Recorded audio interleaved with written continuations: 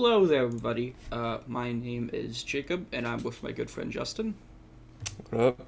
And today we would like to talk about the first few episodes of Dairanger, otherwise known as the Sentai, which we kind of adapted, but never really. Kind of is a strong word. And Chikara's first ever pay-per-view, High 2011, this first indie pay-per-view.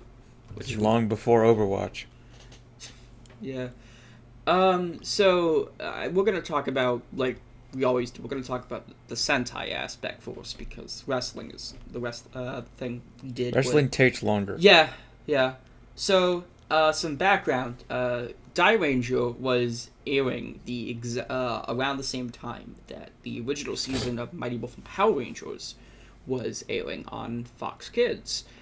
So it was of course, this was eventually adapted into Season 2 of Mighty Morphin Power Rangers, because we adapted the Sixth Ranger that later appeared, and we also adapted the canon that they use sometimes, and the Zords. And nothing else. Yeah, well, they are also the monsters, but those... Well, with that, you had to get the monster costume and refilm it with the Dairanger suits. Yeah, so it's not really adapting it. Yeah, so it's kind of more Also, like, we didn't do the villain. Yeah, the villain, which, I don't think he makes an Although, later on, the actual villain of the series, the Goma Emperor, does appear technically in Wild Force. Ah, The how suit, is that? at least. Did they just reuse the suit? Is that where they reused the suit that's who for they the used. finale? That's who they used for Master Org. Ah, I did not. It looks know that. different, but there's similarities to it. They probably just. I know they probably do just like, I know that Ultraman reuses a lot of old suits for stuff. Yes. So it's probably that. So let's. Although these couple episodes, you won't see any of that. Yeah, these are very. I'll be honest. It's the beginning of the series. It's the beginning of the season, so they're kind of setting up a lot of things. However, the way they kind of...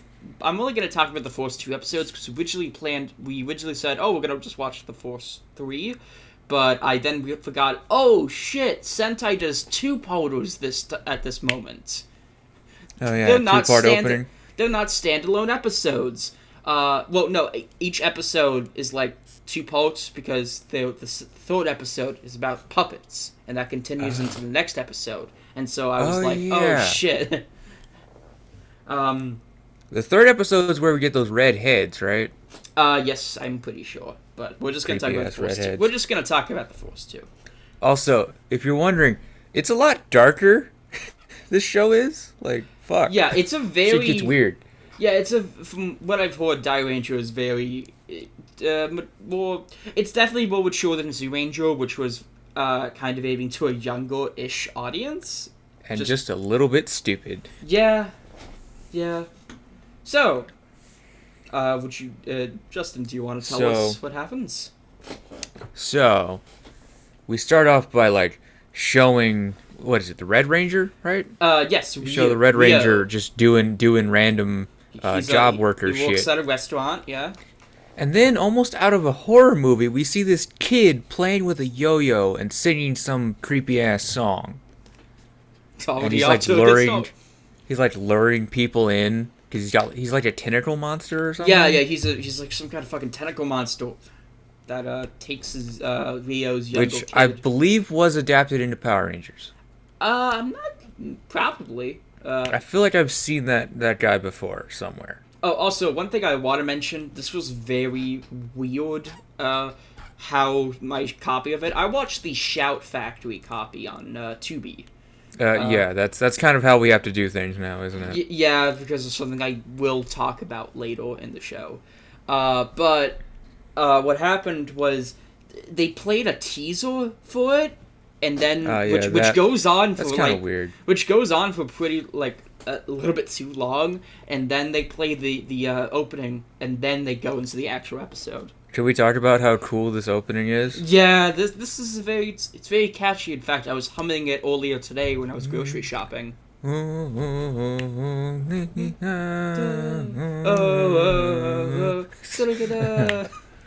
Yeah. It's a very... It's like, Ryu Ranger, She Ranger, He Ranger, something about the rest of the lyrics. Ho Ranger. Yeah. So Ryu's then he talks to, I think, who's like his younger sister, I think. He visits. Yes. Yeah, and that's and where she calls him senpai, doesn't she? I don't no, think she calls so. him Oni-chan. Yeah, which is weird Which they translate to brother. Yeah, that's weird because I don't think that's... What does Oni-chan actually mean? I think it is brother, but I might be wrong about that. The internet has made it a very different thing. Yeah, it definitely has. Okay, it means older brother, but they just translate it to brother. They just translated it to brother, but that's fine. Yeah. At least it's not like fucking 4Kids dubbing. Oh, God. Okay, so what happens is the girl, the monster... The girl gets captured, doesn't she? Yeah, she does. She does by the weird tentacle monster. And that's where we get... Because it's not Japan if we don't start off with a tentacle monster. God damn it. And then Although it's not your average octopus kind of tentacle monster. It's a weird tube tentacle monster. Yeah. That's where we get the title card. Isn't that where Kaku comes in? Yes, Kaku is the mentor, right? Oh, Master Kaku. You're cool. Oh, yeah, So, Kaku comes in, we see him, and he vanishes out of the nail, I'm pretty sure. And then, sooner or later, Ryu finds the motorcycles that they use. Yes. Yeah. And then eventually... This is back when they still gave them motorcycles. Yeah. And then eventually, Kaku comes in and says, "Hey, come with me." Don't they, like, fucking take him in like he's... like it's... They, like, forcefully try to take him in, right? Or was that... I think so. It's like green and blue are, like, dragging him in. Yeah. Or something. They do that, which gives you the impression that, oh, these are the bad guys, but no, it's the good guys. And then he has to, like, learn about chi power or something. Yeah, chi is essentially their kind of power. So let's go over the aesthetics for a minute. This is very much based on Chinese mythology. Which I find actually really interesting, because I don't think we've ever had something since or like it before. Changeman might have been based off of Greek mythology. I could be, or something like that. I think so. They were like griffins and stuff like that. Yeah, griffins, phoenixes, is what all that shit. And mermaido. Yeah. I think that's the closest thing. Of course, Shinkenjo was based off of Japanese culture, but that's more... A little too much. Yeah. And you could also say the same thing with Kakuranger, Ninja, and Hurricanejo. Yeah, they're all very Japanese, but... Yeah. In terms of ones based off of another culture, the closest thing I think, to my mind, that we really get is the Gold Ranger from Ninja with the cowboy hat and the Burger Morpher. Okay, yeah. The Burger Morpher. Oh, right. Okay. But anyway, aesthetics. Real quick, I'm pissed off that they did not fully adapt that in Ninja Steel. They show it. Come on, guys. It's us. We can make fun of us, can't we? They show it. They use it as a phone, and it's funny. But they don't fucking use it. He just morphs normally, and it's like, damn it. Yeah. You had one job, guys. But the aesthetics are really nice. Of course, also the Zords are also based off of the Zords are great, but I love the suits. Yeah, it's primarily their color with gold and silver, I think, and then it's white chest. It's the white vest that makes it kind of pop. Yeah, but it's mostly their color, so that's still really good. Yeah, and of course the helmet is I think they all either have very similar helmets, but I think they have small. Well, they all have similar helmets, but it's the gold accents on the helmet that change it up. Yeah, which I think is a nice little touch. I like that when Sentai does that. I think yellow has more of a square visor design than Ryu or Ho-Oh, but yeah. So because of course the pink one has to be a heart because yeah. That happens way too often. Also, the only thing I don't like about Dairanger is that we went back, or we're still sticking with that one girl philosophy. Yeah, I think. Let's see. I think. Okay, yeah, because in Zoolander they only had one. In Jetman, which was Jetman, they had two. Jetman, they had two. They had pink and blue, and then after this they had. Did they have in no Kakaranger? Kakaranger only had one. It was one, and then O Ranger. I think had two. Had two. Yeah. Yeah. Yes. O Ranger had yellow and pink. And then they kind of alternate between one female, two female every. Well, Car Ranger had two, but then you go to, In Space had two as well. Yeah. But Lost Galaxy only has one. Lost Galaxy had one. I think the next one that has two. Yeah, Lost Galaxy and Time and nope. Time Ranger. Dodo 5, then Time Ranger. Yeah, and then they all had one. Wild Force only has one. One. And then you get to Ninja Storm, or sorry. Hurricanenger. Hurricanenger. You get to Hurricanenger at only one, which they did keep, but that's because it was a 3-man team. Yeah, which is fail. Although they would. Okay, fine. Yeah. Then at least they mixed it up by making the girl blue again. Yeah, and an Abaranger would only have one. They only had 3, but they did normally. Yeah. And then you get to Dairanger, which had two. Actually, if you want to be technical, they had 4 female Rangers, although the other 2 were one was only in a movie for a short bit. Abaranger technically had a second one. Abaranger Pink. Oh God. But anyway, yeah, the Zords are cool. What is green supposed to be? Green is supposed to. Oh my. Is that a lion? I don't think. I love how they used green for black. Oh yeah. I mean, it looks black. It's mostly black. Yeah. It's like, okay, fine. I think it's like a tortoise or something. What the fuck? No, the turtle was. Oh, that's later on. The green one. Yeah. Okay. The other green one. The dude who is a turtle. Yeah, that's my favorite character, by the way. From what little I've seen of Dairanger, he's my favorite. His mech, I honestly don't know, because when you look at it, it looks like a fucking turtle or some shit. Dairanger. Okay, hold on. Let's see. That's the All-Snow Mythical Chibi Snow. Fuck, what is it? Lion. I think it's a lion or something. So it is supposed to be a lion. A very green lion. Yeah. So he is the Kirin Ranger, right? Yes, he is heavily. I also like the titles in this. Daigo of Heavily Phantom Stall. Yes, Daigo. Yeah. So we also see a villain. We see Commander Goa, we see Commander Shaddam, and Lieutenant Commander Zydos, who I think disguise themselves respectively. If I'm not... they like leather. Yeah, they really like leather. I mean, they look good. So that helps. Look okay. Yeah. Oh, and here we also see a female ranger, I think. They tried... She comes from China. Ah, yes. Yeah. Well, we had to have somebody who's Chinese. Yeah. Yeah. But eventually they go ahead. The yo-yo boy approaches them, shows them the creepy little yo-yo boy.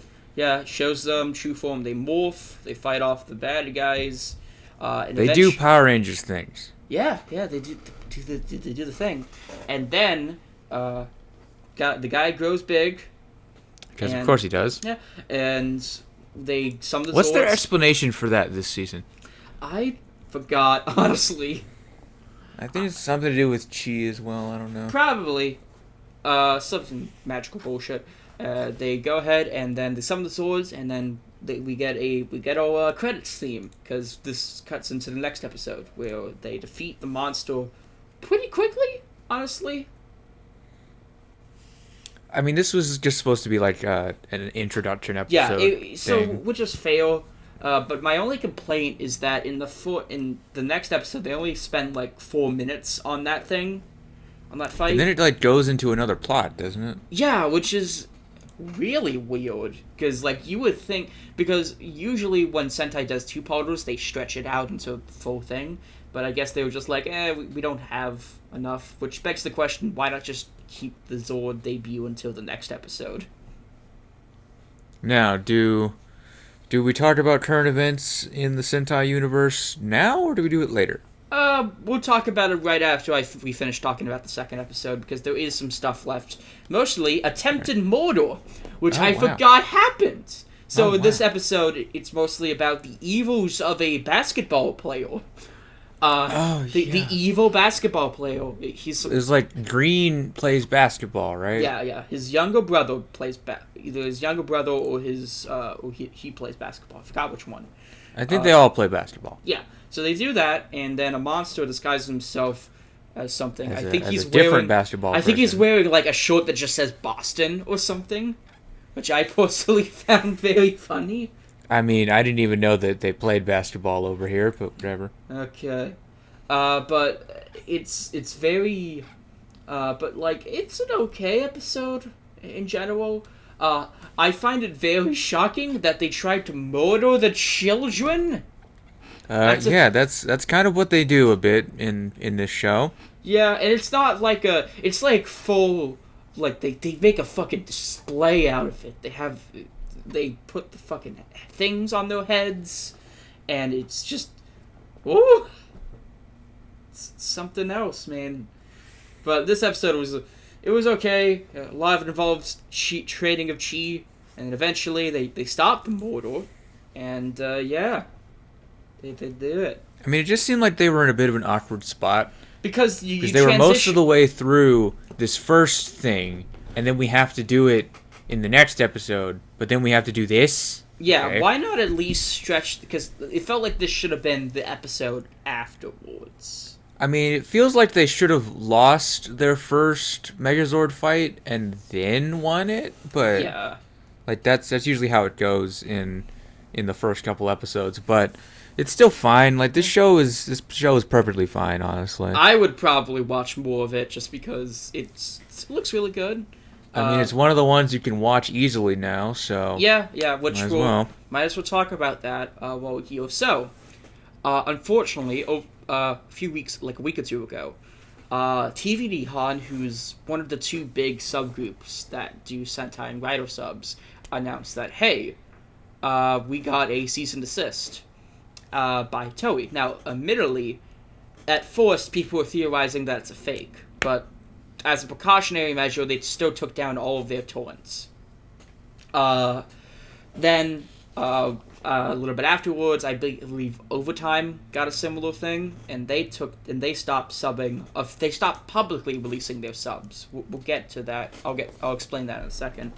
And a lot of people said, "Oh, this is because this one guy complimented a Twitter user, one of the writers, I think, or show producers on Twitter, and they started." The worst fucking part is a bunch of people started going like on the Japanese writer's page, and it was like, hey, thanks for fucking canceling, not allowing us to watch Sentai, which is dumb, because admittedly, like, you guys realize that this is technically illegal, right? Yeah, like, no matter, like, admittedly, like, I get it. You don't like that you're not able to watch it, and it would be cool if, we got official sources would do it, but it'd be good they if don't. It would be good if like what Super Raya does, where they simulcast episodes. I mean, like, why can't this be like anime, where it's literally just like an hour after it appears in Japan, we have it subbed? I bet most people, if Toei gave us an official streaming source of some kind for Kamen Rider and Sentai, that we would have. Like, I don't know, just put it on fucking Crunchyroll. Yeah, Crunchyroll. They already have Ultraman on there. Like, what the fuck, guys? Yeah. You guys worked with Funimation, do it. Yeah, in fact, the Kamen Rider W anime, the sequel anime that's coming out next year, that's going to be released on Funimation. So now we can't watch W. Hooray! So how the fuck can people watch? How the fuck are people going to watch that without not being able to watch the source material? What the fuck? Granted, it has been 10 years, but not some of us, including me, haven't watched it yet. Yeah. Now, thankfully, this doesn't entirely mean the end to subs. It means the end of Sentai and Rider subs from TV Nihon, since they're going to focus on other projects now. But Overtime is still subbing it, but they are going to be releasing them on the cat site, Nan? I think that's how you pronounce it. Nyan? It's a site for torrents. But they're gonna You should send me that link at some point. I will, Anyway, I'm sure Kiss Asia is still gonna be ripping it, which I think they are. So I mean, I'm surprised Kiss Asia is still a thing. I think they got taken down at one point, but no, they're still alive. I don't know. I just can't stand them because they give my computer viruses. Yeah, every time there's like a fucking porn ad when I go there. I don't. Okay, that's one thing, but also don't use it. It'll break your computer. Yeah, that too. Alright, so now let's talk about what I really want to talk about, because... Alright, this big, long thing that took me a couple days to watch. Because, admittedly, I think you and me probably have very different opinions on Chikara, but I think Chikara's the fucking best. I don't know, it's okay. Yeah. I like the mask stuff. I don't like the normal guy stuff. Yeah, but let me... Because Chikara is technically a lucha promotion, right? Indeed, it is a lucha promotion with elements of comedy and tokusatsu and horror and all that stuff. It's very, very cool. But let me explain. Let me give some context, because I've dredged myself into the history of Chikara. So, summer of 2000, a wrestler named Reckless Youth was released by WWF. He was under a developmental deal, if you're wondering. And so him, Lightning Mike Quackenbush, it was just him, Lightning Mike Quackenbush, who eventually became, I believe, the head booker of Chikara, decided to form their own wrestling school in Philadelphia. Originally it was going to be called Impact Wrestling, which is very ironic, considering that would later be adopted by TNA. But eventually it was changed to Chikara, which I think represents like the various different styles that they train in, because Chikara is much more than just like lucha. It's a lot more like it's a variety of styles, I would say.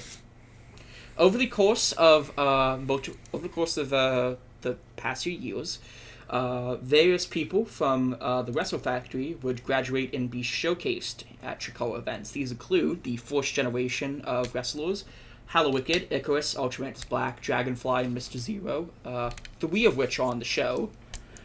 People like Bryce Remsburg, Jigsaw, Eddie Kingston, Shane Storm, Lance Steele, Larry Sweeney, Tim Don, Cesaro, who's currently, or better known as Claudio Castagnoli, The Colony, Drew Gulak, Lindsay Dorado, Dasher Hatfield, many people, Sarah Del Rey, the Syrian Portal, Fright Mail, Kobold.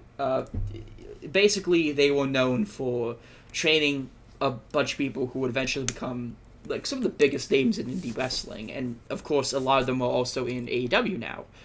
In fact, there was also a lot of other wrestlers who would join Chikara as either trainers or members of the roster, including Chris Hero, El Generico, now known as Sami Zayn, the Super Smash Brothers, now as Stu Grayson and Evil Uno of the Dark Order, Bryce, well, of course I mentioned Bryce Remsburg, I forgot what his name, a few others.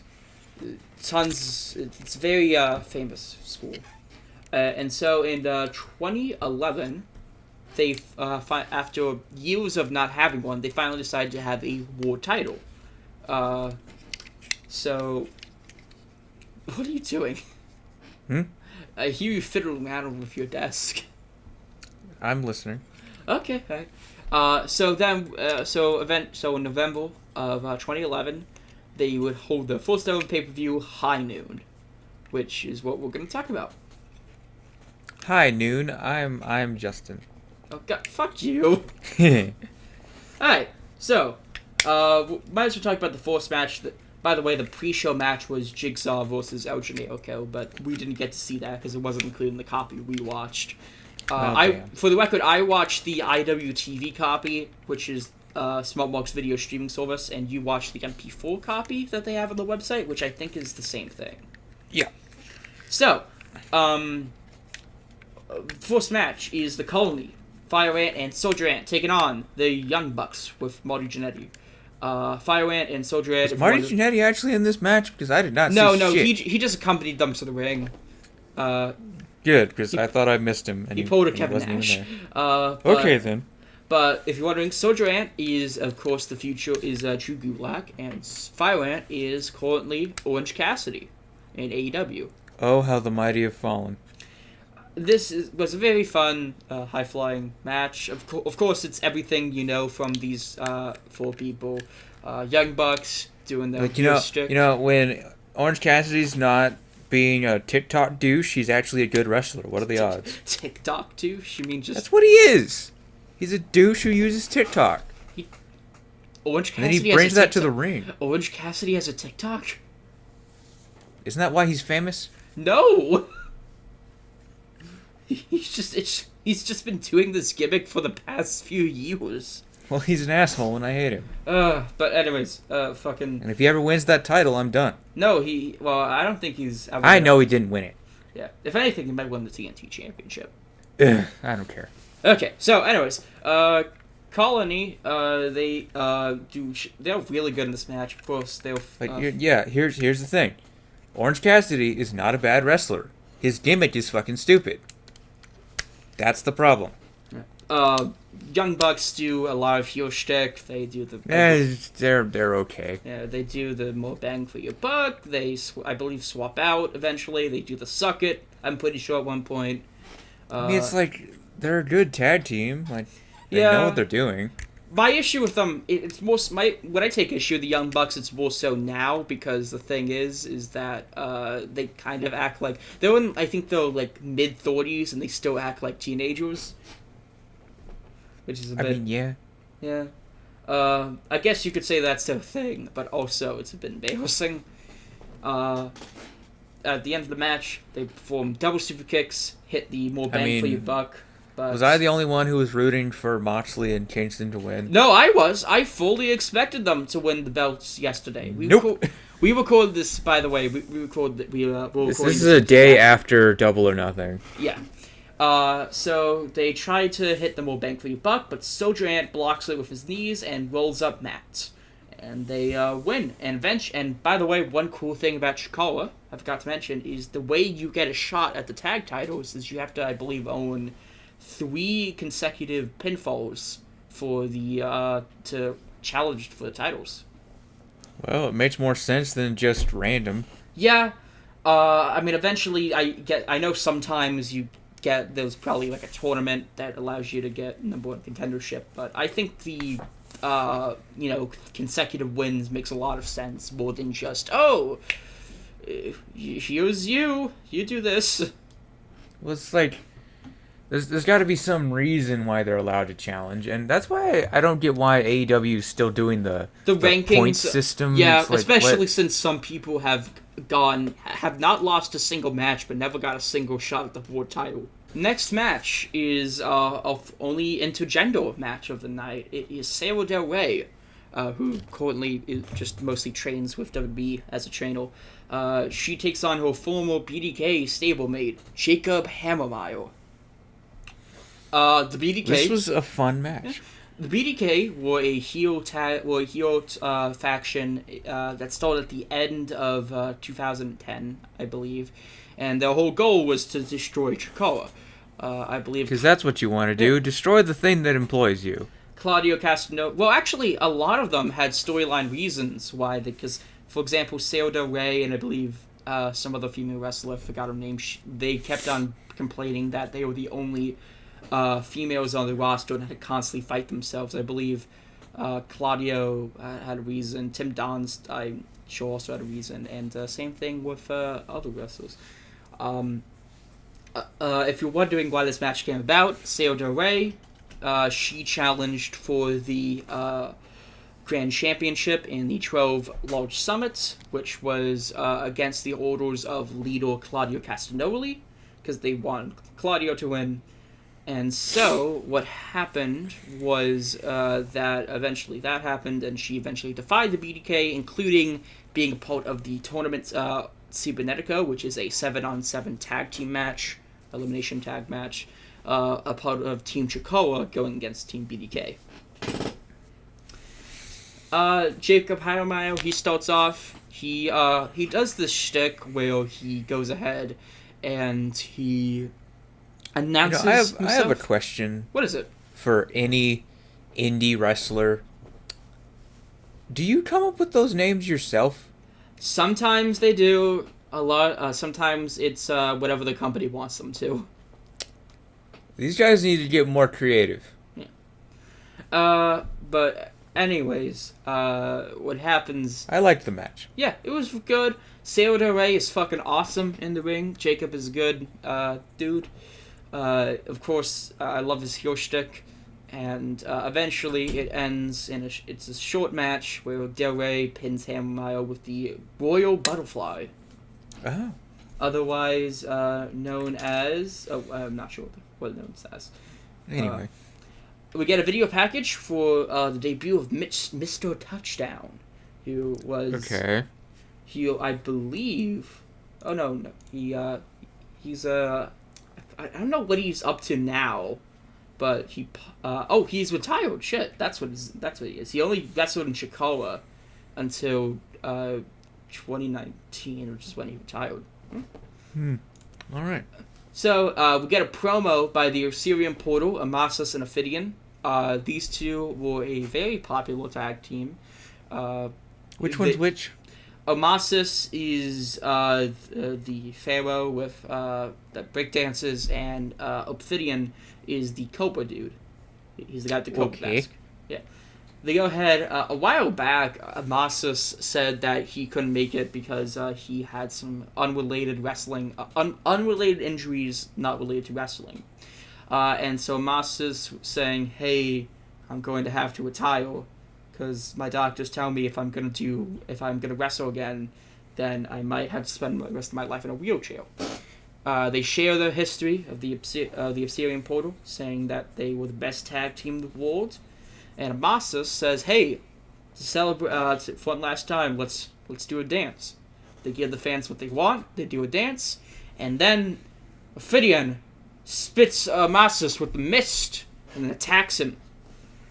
Heel turn by Ophidian. And he's like, "Problem solved." Yeah.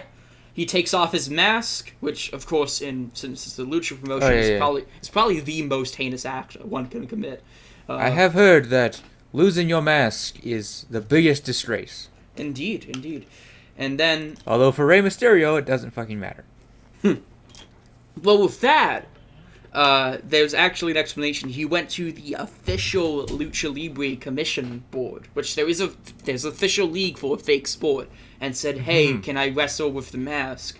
And they said, "Yeah, so long as you drop the junior from your name." What? Yeah, that's what. Look it up. That's it's what happened. Fucking dumb. Hey, maybe he shouldn't have lost the fucking mask. Yeah. Thanks, WCW. Yeah. Dumbass. Yeah, but this, I feel like if you're just watching this for the first time, which I think Justin, you all, yes, and don't have any familiarity with either of Osirian Portal or just Chikara in general, this doesn't. I've heard they like to dance. They do. In fact, there's a very famous clip which I showed you of them in CZW, and they hypnotize the crowd and the wrestlers, and they start dancing, and then they eventually use that to their advantage. And you know. Sometimes I'm not a fan of the stupid part of wrestling, but if you just make it stupid enough, I get back on board. Yeah, because that is hilarious. That match that actually got featured on like national television. That amazing. Yeah. So then what happens is we get a match. Good. I was worried we weren't gonna get any more matches. We get a match with BDK member Torsas. I think that's how you pronounce his name. Torsis? Taking on Green Ant. This is the Viking one, right? Yeah, Viking dude. This match was essentially a parody of the Lex Luger and Yokozuna feud from, I believe, 93, 94. That was why Green Ant was doing the American That's why he toured around with a bus and came out with the American thing. At least this one worked. Yeah. Because at least this one, they didn't take it seriously. And it didn't end with Green Ant winning by countout and still celebrating as if he won the world title. I still wanted balloons, damn it. So, there's another BDK member, Derek Sabato. He's kind of like their Nick Patrick or whatever. He's the crooked referee. He gets taken out and gets thrown out by the other members of the colony, who promptly take away his body. Green Ant, it's a very fun match. It's, of course, a whole David versus Goliath type thing. Torsus hits Green Ant with a crossbody, almost gets a near fall, and then Green Ant's superplexes Torsus on the mat, and gets another near fall, and that eventually locks in the new version of the Chikara special, the Chikara special Green, and gets him to submit. If you're wondering, the Chikara special is a move Mike Quackenbush debuted a while back, like a year or two ago, and said, I'm going to teach this to all of the good guys, all of the, what's they called? The weirdos, all the... No, not face. They have a different word for faces. The weirdos all heels. Technicos. Technicos are the name for baby faces in Lucha Libre. So it teaches them... Oh, what were you going to say? I'm just learning at this point. Technicos are, yeah. And so Mike Quackenbush said, I'm going to teach us all the Technicos. And so he does, but I believe, I think it was Pinky Sanchez, or maybe Chris Hero, I want to say, I forgot who.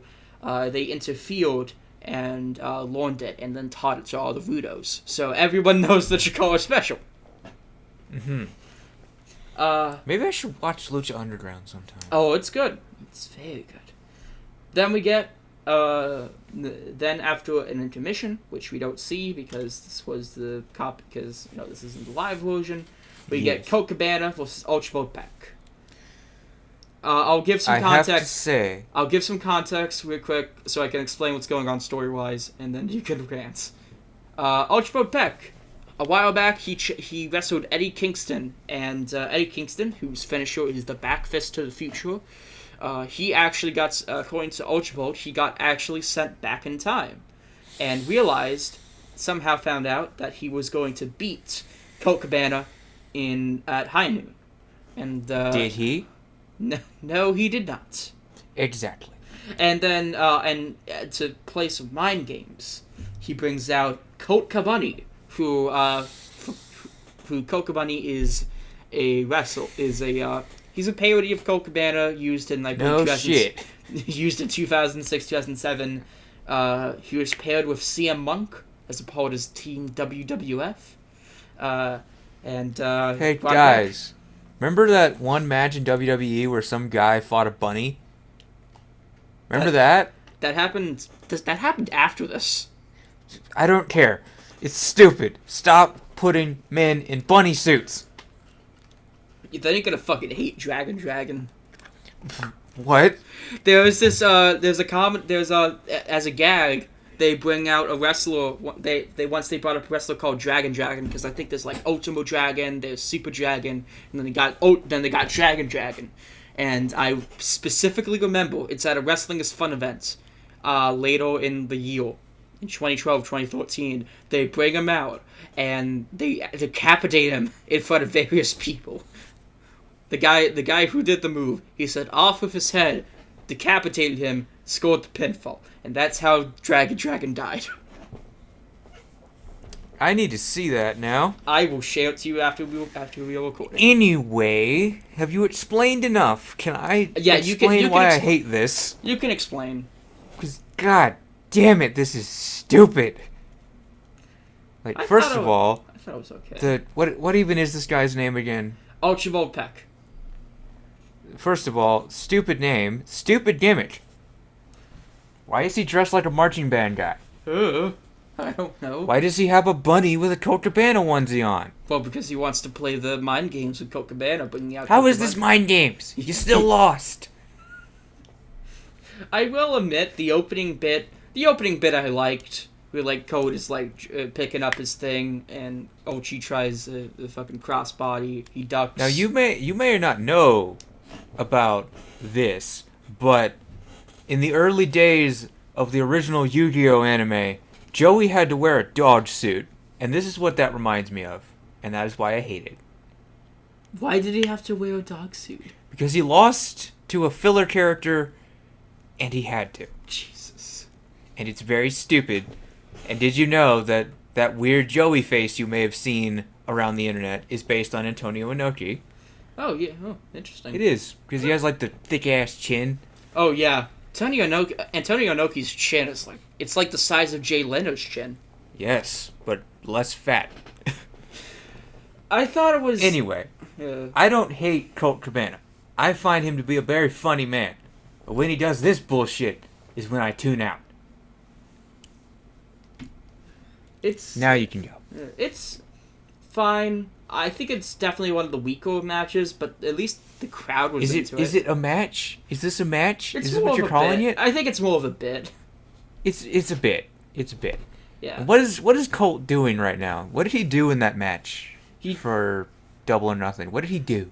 Oh, he wrestled at the Casino Battle Royale and got thrown out. Great. I'm so glad you're here. But eventually it ends with Colt Cabana Bunny interfering. He does the thing. He has the baton. He looks at both. The crowd go, yes! No! Yes! No! And eventually hits Ulchi. So Colt scores the win. Did you see the latest match for the YouTube title? The YouTube title? You mean being the elite title or whatever? No. Oh, you mean fucking what's it called? Brian Zane's thing, right? Yes. Did you see that? No, I do not. I can enjoy that because it's actually not that stupid. The only dumb part is he uses tickling to get out of a hold. Oh. Which is a little stupid, but it's funny. This is too much stupid. Yeah, I can see your point. I don't like it, and I don't like guys in bunny suits. I don't like it. Next match is... And this had a little bit to do with the pipe bomb, right? The Colt Cabana? The Colt Cabana match? Like, I'm not sure. Why did CM Punk call out Colt Cabana on that episode of Raw? Oh, because he was good friends with Colt Cabana. Ah. Yeah. He was... It's just because, like, they were very close friends. They were tag champions in Ring of Honor, I think. Really? Yeah. Neat. So... Next match. Gregory Ion, who actually now wrestles, I believe, one half of the Handicap Heroes with Zach Gowen, which is a callback to... That's right. Yeah. This guy is cool. I like this guy. Yeah, he wrestles Icarus, who used to be known as... a douche. Yeah, he's dickbag. Icarus was one of the members of Fist, which is Friends in Similar Tights. That is the title of the faction. He was with Gran Akuma, who we'll get to in a bit. Is that like how they did the Dark Carnival in WCW? Oh, they're painted. Put him in there. Okay.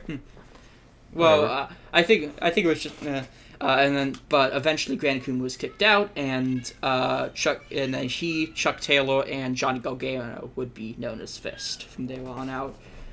Did they actually wear similar tights? I don't think so, actually.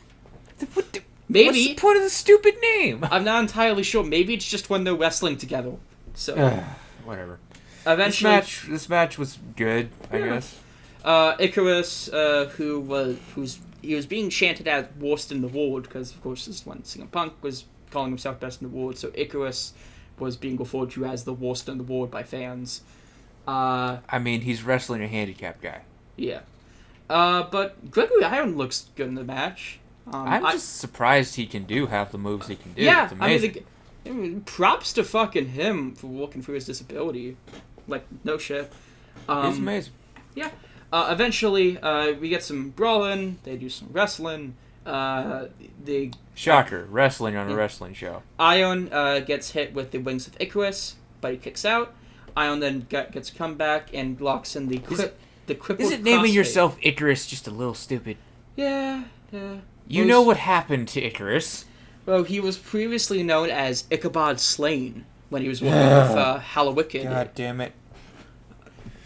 Every time I make fun of a name, you come up with a dumber name. But it's what he actually was known as. Ah! God. Icarus then hits the Blu-ray, which then causes him to win. Icarus tried to continue his attack on Ion, but out of the crowd, I think, or running out of the entrance, I forgot which one. Gran Akuma returns after 16 months, and what tries to attack Icarus, but eventually hits Ion instead because Icarus ducked out of the way, and Icarus usual spot. Yeah, and then that's eventually, and then that's how the bit ends. I thought it was okay. Yeah.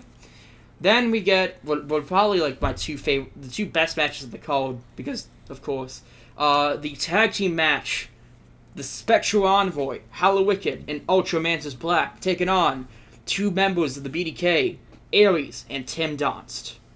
So, context for this: Hallowicked and Ultra Mantis Black, they're kind of like the two people who are always intertwined between each other. The either are friends or enemies, depending on what point in time it is. I believe before this they just didn't want to be friends, even though I believe both were Technicos at the time. Ares was feuding with Ultra Mantis Black because he caused the end of his stable, the Neo Solar Temple. Tell me, Jacob. Do Yes. you remember that lucha thumb wrestling thing that Cartoon Network did? Yes, I do. I vaguely remember those. those airing on Cartoon Network back in the day. Those were stupid, and I loved it. You just wanted to mention that? Yes, because we're talking about a lucha promotion, and like, oh, this is the Technicos and the other guys. Yeah, that's what the whole thing was with that. So that's why he was feuding with Ares, and Hallowicked was feuding with Tim Donst because I believe something involving the 12 Lodge Summit, or just in general he wanted to cost. I forgot exactly how. It could have been over a shampoo commercial. Yeah, and it's announced that if Hallowicked or Ultramantis gets pinned, they have to unmask. If Ares or Tim Donst have to be pinned, then they are getting shaved. It's not whatever team loses, it's whoever gets pinned. So Rey Mysterio versus CM Punk. Yeah, it's kind of similar to that. But hair versus mask match. Yeah, but remember that for the ending. So we get. Right. I just want to mention this: Ultramantis Black and Hallowicked, probably two of my favorite, if not my favorite, indie wrestlers of all time. I love their looks. Both Ultramantis Black can do a really damn good promo, and his gear is famously inspired by both Ultraman and Kamen Rider, which gets me extra points. You know, if either of us or both of us can ever break into wrestling, we need to do something like that. Be a fucking Tokusatsu inspired thing. I would totally do that. Hallowicked also is fucking all I need is a couple of years in a gym and I'll be fine. Hallowicked also is fucking awesome. I love his spooky getup. He always talks in gibberish because that's just how he is. But he can fucking wrestle. He's awesome. He's also the only 2-time grand champion in history. But that wouldn't happen until way later. So we get into the match. It's a hardcore brawl between all of them, which is, in my opinion, kind of special considering the fact that Chikara is mostly a family-friendly promotion. So it's kind of weird to see a hardcore bout. They brawl in the crowd. They do some spots with some tables. They do some spots with the steel steps.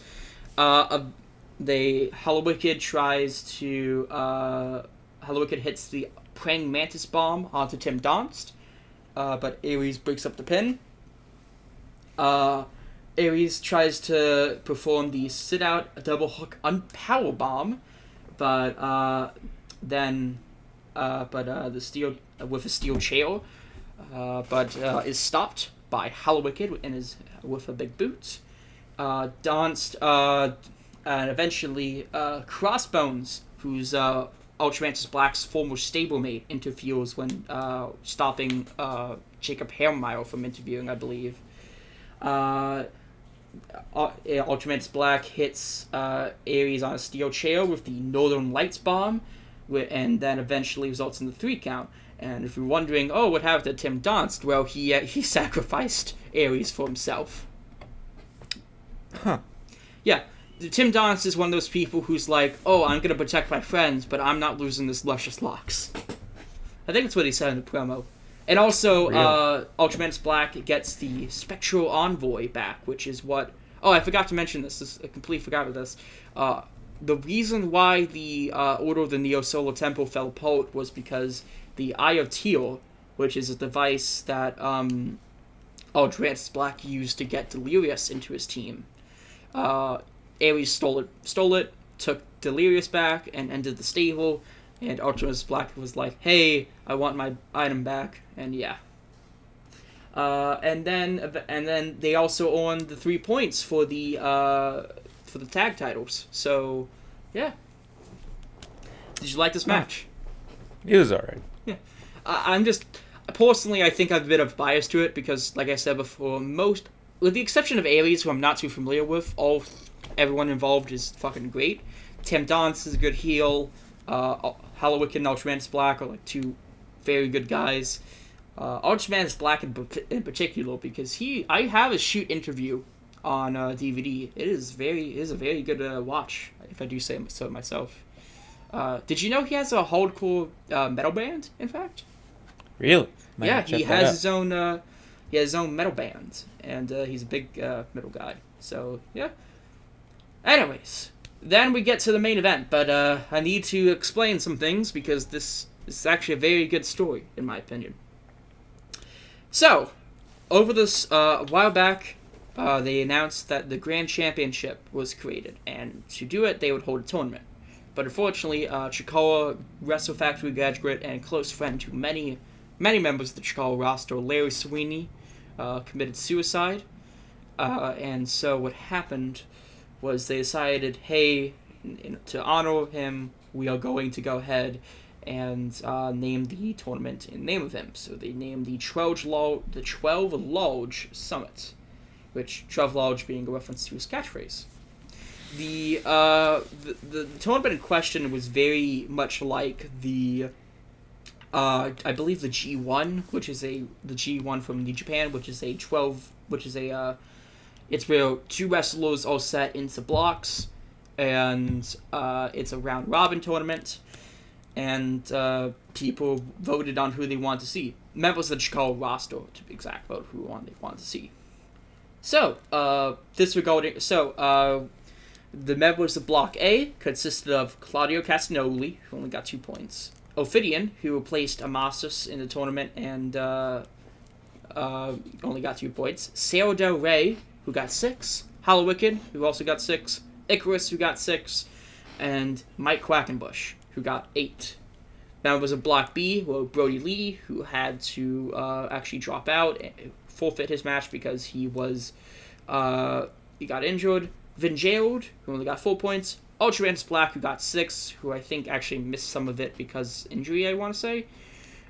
Jigsaw, who got 6. Fire Ant, who got 6, and Eddie Kingston, who got 8. I believe this is purely speculation, but they had a feud before this over respect. Claudio Castagnoli and Eddie Kingston would have been in the finals, not Mike Quackenbush, because they have this really famous feud where they were fighting over respect, and that was one of the highest rated feuds of Chikara of all time. So, but he signed with WWE, so eventually it was Mike Quackenbush. Mike Quackenbush is coming out with Jigsaw, who's a close friend of his, and Eddie Kingston's coming out with his idol, Tommy Dreamer. We get a video package highlighting both Ben's accomplishments. Eddie Kingston being street brawler, being incredibly hard-hitting. Mike Quackenbush, known for his many of his holds and wrestling styles. In fact, even wrestling Jushin Thunder Liger at, I believe, WrestleCon or something. Forgot what. But this match was fucking awesome. I'll say that. it was mainly Quackenbush trying to target Kingston's knee because he was injured. Oh, by the way, just so I mentioned this, Eddie Kingston cut a fucking amazing promo before the match started. One of the best promos of his entire career. I'm gonna say that. You could tell that this was not him reading off of a script. It was him speaking from the heart. Because fucking Eddie Kingston is goddamn great promo guy. So, as the match goes on, the various members of the Chikara roster surround the ring, including Hollow Wicked, Fright Mayo, Huntress Black, The Colony, Sugar Dunkerton, Sail Del Rey, the Tree. Oh, I forgot to pronounce it. Because they all want to see it. Hydra, Mr. Zero, Dragonfly, Reckless Youth. They all come out. They want to see who's going to be the first ever champion. And the crowd, definitely, they fucking love this match. Eddie Kingston powers out of a Kraken Driver 3. He then locks in the Cloverleaf. The crowd chants for Quackenbush to submit. They really want Eddie Kingston to lose this match, even though both men are babyfaces, or Technicos in this case. He gets the rope. Both men get back on their feet. Quackenbush hits Kingston with a palm strike, but Kingston then hits him with a clothesline, suplexes, and then 2 back fists to the future. 1, 2, 3. Eddie Kingston is your grand champion. Thoughts on the match, Justin? That was a damn good match. Yeah, I feel like it's definitely, the crowd definitely helped here. Both men are baby faces, and I think, but they definitely want Eddie Kingston, because he's a fucking awesome wrestler. He can cut a great promo. He's damn fucking good underdog, and he's been in the company since 2003. So to see him win this, it's amazing.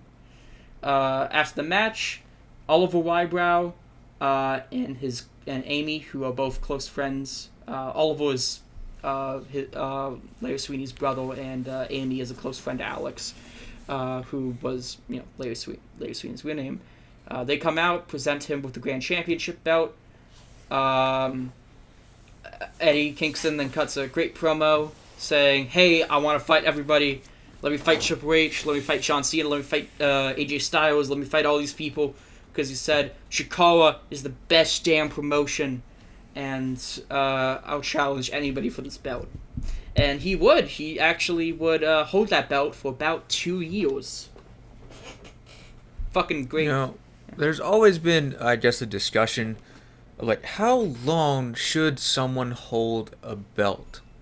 How long? I think it all depends on the champion in question. If it's somebody like Kingston, who's a fucking great babyface who wants to kick ass and take names, I think he should hold it for a decent amount of time. And part of the reason why he actually did hold the belt was because of the Chikara shutdown angle, where they briefly shut down for a bit because of a storyline thing. But the next pay-per-view after he got it back, he lost it to Icarus. Mm-hmm. Yeah. But that is the great fucking thing. I thought this show was damn good. Probably one of the best indie shows of all time, I would say.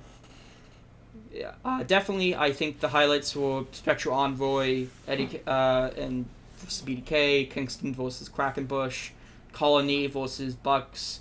Rest of the matches were either they were good, either decent or just kind of meh. In the case of Colt Cabana, the Colt Cabana match, and the Green Ant match was okay, but it was mostly just eh. But what are your final thoughts on the show, Justin?